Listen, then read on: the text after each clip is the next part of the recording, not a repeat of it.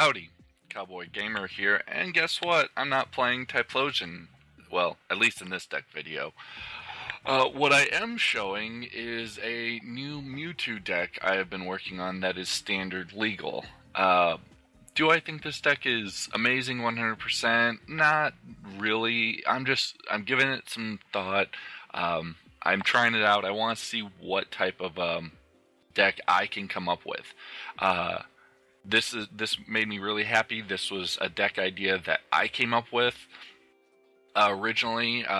However, now that I'm really starting to watch a lot of Pokemon videos, I'm seeing there are variations using some of this, just not Mewtwo as an attacker. I've seen some decks that are all electric using this theory.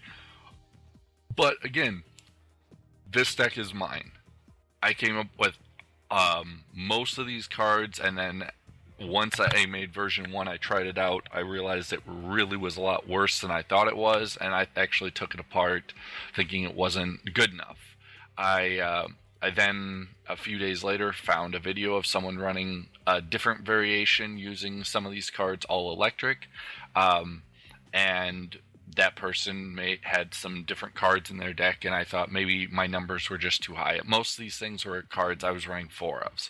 So my original deck list was 4 Magnemite, 4 Magneton, and 4 of Magnezone, because this is the card that really makes the deck work. It allows you to put as many electric energy from your hand onto a Pokemon each turn. Energy acceleration in Pokemon, the trading card game, is super amazing and super important. It is probably one of the top things in this game, and it makes the decks better than the standard decks, because if you're playing a regular deck and you're literally only putting 1 energy on per turn, you're not going as fast as most pro players, most good players. But it's just one variant on decks. It's one of the better things about Pokemon, that if you're able to break the 1 energy per turn rule, you probably should try and play decks that do that, because that way you always are beating all the decks that are only doing the 1 energy per turn.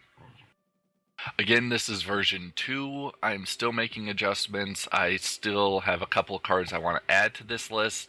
It's just really hard to trade for them right now on TCGO, and I'm not really happy with the trades, so I'm kind of waiting and seeing if the trades come down a little in price. But this is the card that makes the deck kind of work. Why do you want to put a lot of energy on a Pokemon? Well, I want to put a lot of energy on my Mega Mewtwo. This attack does 30 more damage for each energy attached to both active Pokemons, you and your opponent. Well, it only costs 2. That's super easy to get going. And for a while I was running double colorless just to make this go off immediately. But usually I was doing 70 to 100 damage while I was doing that, so I was like, okay, how can I get a lot of energy on it? Oh, look at that. Magnezone. Also, the main reason I was interested in this card is when I also play Pokemon the trading card game with real cards, and I got a bunch of Magnezones, and I was like, this is kind of an interesting ability, and it kind of breaks the game. Maybe I can try and build a deck around it. So I'm attempting to work with other decks that use colorless or electric to boost. And I know there's electric monster that does a lot of damage based on how much energy is on them, but I'm also trying some non-electric cards that are just using colorless, and seeing if putting a card down with no energy and the next turn getting 3 energy on them and doing work is good. Octillery, just being able to draw cards. Pokemon, you run out of cards really fast because of evolutions and everything. So being able to draw cards every turn, or more than just one, is super important. It makes your decks work so much better. I have not decided if this needs to be a 1-of, though.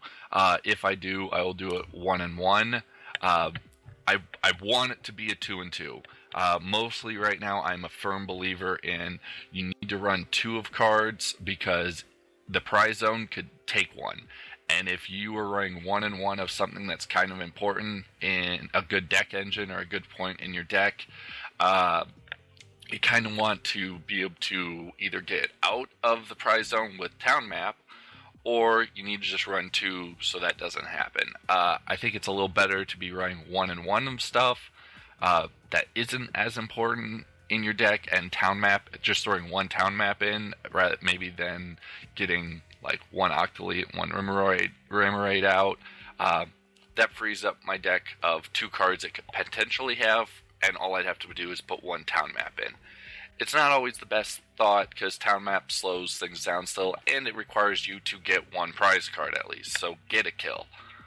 But it's something I'm toying with. Since Magnezone is so important, Octolite so important, and Mewtwo are so important, I am running Evo Soda. I'm also running a couple of rare candies. As I've been playing and messing around with this deck, I am learning that every so often I have the Magnemite down and I have the Magnezone, and I have to discard it or shuffle it away to get the Magneton. This I just don't want to do. I want to try it without. However, I'm still thinking of regular going through evolution chains, so that's why Magneton's still in. I'm not going to rely heavily on the rare candy, especially with way too many decks that deny items and stop you from playing them. That's kind of huge. Professor's Letter, just getting 2 basic energies into your deck. This is a card I've been toying with for a while. Really the Fisherman is so much more important, especially if you have Mewtwo built up and you have another Mewtwo but no energies. In 1 turn you can Fisherman, get 4 energies, attach all 4, and you hit pretty hard in 1 turn of losing 1 Mewtwo going to the next. Pretty awesome. However, Fisherman is a supporter, and this deck has a lot of supporters. And from playtesting this, I have learned that, there's the 1 supporter rule, and most of the time, I really want to play a second supporter. So I've been finding variations of these cards that are not supporters that usually aren't as good, but are decent enough to make me happy with the deck. Always 4 Ultra Balls. If you can get the specific ball to getting any of your cards, that's great. But Ultra Ball gets anything in this deck. And most of the time, I have a version 2, a Mega Mewtwo, or a Magneton, or even a Magnezone, and a rare candy, or an Octolite in my deck. And I have an Ultra Ball, or in my starting hand, I need to Ultra Ball it out and get Remoraid. So, super awesome and important. VS Seeker, like I said, I have a lot of supporters. This gets them back just in case. I am running 1 Brigitte. Originally, my deck list did not run this at all. I'm currently 1 Mega Mewtwo short of having this. The Pokemon I want, I'd like to run 3 and 3 for now, and I'm missing 1 Octolite. So I have 2 extra cards in this deck right now that I'm not planning on playing. Brigitte is one of them. However, I think I might need to run a 1 of her just because of how much I really need to get my Mewtwo EX, or get 3 basics and hit 2 or 1 Magnemite and 2 Remoraids, and get them out of my deck and get it ready for an Octolite. So a 1 of this, it's important, but I don't think I want to run a 2 of this, and I'll still be toying with the idea of taking it out and seeing still how the deck plays. Since I do have Ultra Ball and Octolite and some draw outlet, but if anything, I can live with a 1 of and just maybe take out 1 of the Professor Letters. The reason for doing that is I'm still running 2 Fishermen. As I play this deck with some more decks, some more different types of decks, I'm going to figure out which of these I like more. Of course, if the Fisherman was not a supporter, I would play tons of these or a couple because I want the energies out. However, you don't want 4 of because it kind of is a dead draw if for any reason you have a Mega Mewtwo out and he hasn't been killed yet. I'm also toying with a Max Potion, with one single Pokemon really the key to doing lots of damage, and it being a Mega. It's kind of nice if he's taken like 200 damage and then I Max Potion. It removes all the energy, but then I Fisherman and put 4 back onto him, and he still does a ton of damage, usually being able to get the kill and allowing me to go again. But that's kind of why I'm toying with running 3 of this, because it's so important. But we'll see. 2 Lysander, it's just too important. They start delaying with wimpy Pokemon, try to build up one of their bench Pokemon. Fine. They have 2 energy on one of their bench. You Lysander, swap it out, hit them with your main Mewtwo. Now the Pokemon they've been waiting on is dead. Most people concede at that point. Birch is really important for the draw value. Yes, it's a flip. You may only draw 4. However, this shuffles the cards back into your deck. In this deck, I used to run Sycamores and other draw, but I was discarding a lot of my cards just to get more energy into the discard pile so I could Fisherman it out and get Magnezone on the line faster. The problem is, most of the times I was Professor Sycamoring, discarding my hand, drawing a bunch, getting some energy, and putting stuff on, and then realizing I got a Fisherman, and I had 4 energy in my discard, but I literally couldn't support her again to get the one last energy I really needed. Yes, Sycamore drew 7. I should have maybe gotten that extra energy, but it was really hurting my deck. So I'm currently only running 2 and 3 of Birch. Some people would say that's not enough draw. That's why I'm still trying to force the 4th or the 2nd Octoly, and we'll see. And again, this isn't bad because with Skyla, you can get any trainer cards. This pretty much makes all the normal item cards be instead of, with that, instead of having only 2 Evo Sodas, I technically have 6 in my deck because I can Skyla and then that same turn Evo Soda. Awesome. However, with supporters, I'm kind of keeping it as less. If I'm running 2 Fishermen and I have 4 Skylas, I technically only have 5 Fishermen, mostly because I'm doing 1 negative or half of the value because it's also a supporter and I can't play it the immediate next turn.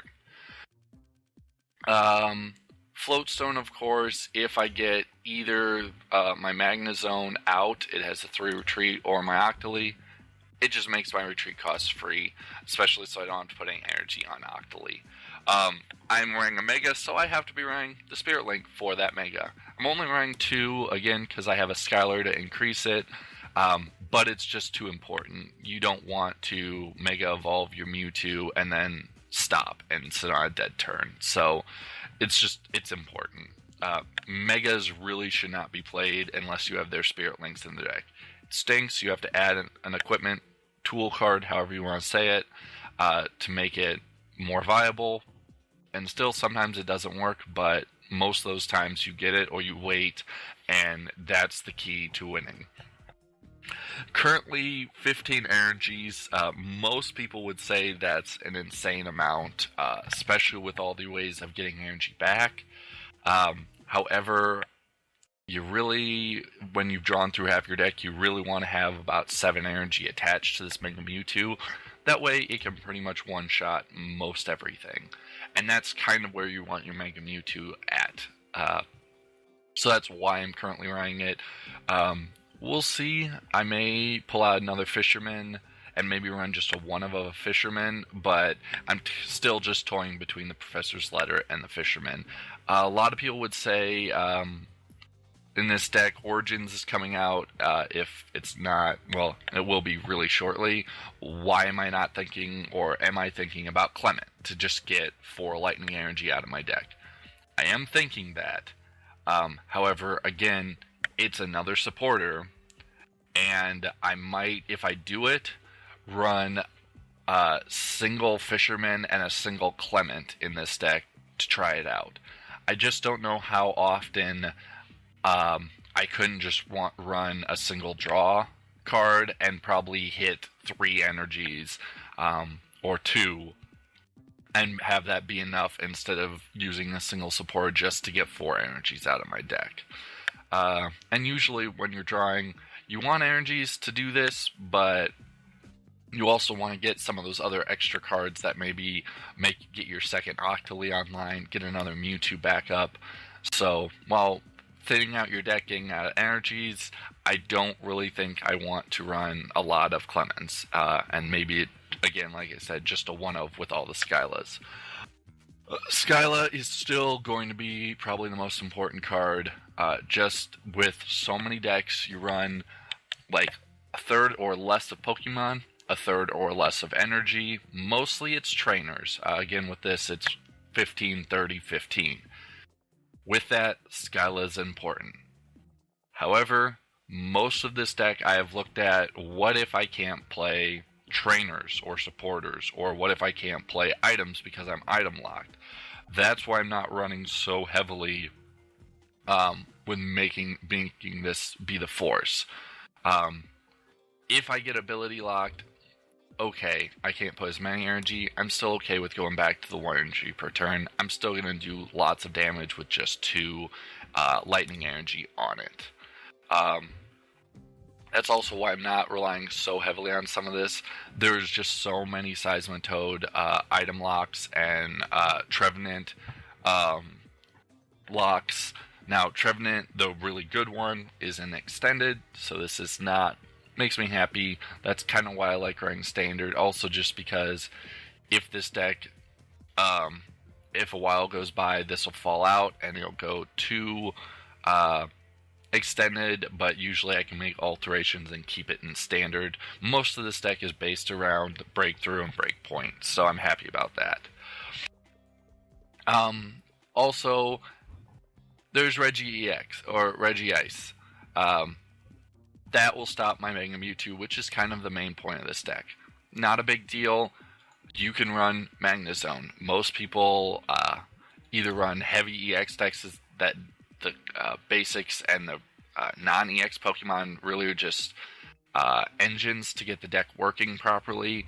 I'm not going to rely always on the Mega Mewtwo. It's pretty much the main idea, but if they're running blue, I want to be possibly building a Magnezone, so if I need to swap out and put a Floatstone on Mega Mewtwo, I can build up my Magnezone, and it can still do 100, and probably have enough energy to keep this going for a few turns. It's a thought. I originally was running 4-ofs a lot of this stuff. Magnezone's just an engine. You do not want to be sitting on 4, 4, and 4, and have 12 slots literally filled up for this deck. Just because a lot of times you get a couple of Magnetons and you already have a Magnezone built, or you have multiple Magnezones. You really only need one going. Its effect or ability works all the time, so once you get one, you're good. The only reason I'm running 2 is just in case for some reason they Lysander and get the 1 killed off. I'd like to have a secondary 1 possibly built. But that's kind of the premise of this deck. I will be putting up some videos of me actually playing this. Before, when it was still in kind of version 1.5, I played it my first online match, and the deck worked efficiently and amazingly. I actually got rare candied in the Magnezone on turn 2, and I Octolead, and I had Mega Mewtwo on turn 3, and I pretty much was hitting for 130 or 130 some damage immediately on turn 4 and 5. That was just super awesome, and for having a bunch of 1-ofs, because that was where I was still waiting to trade for another Magnezone, another Mega Mewtwo, so I was running 1 Mega Mewtwo, 1 Magnezone, and the deck worked awesome.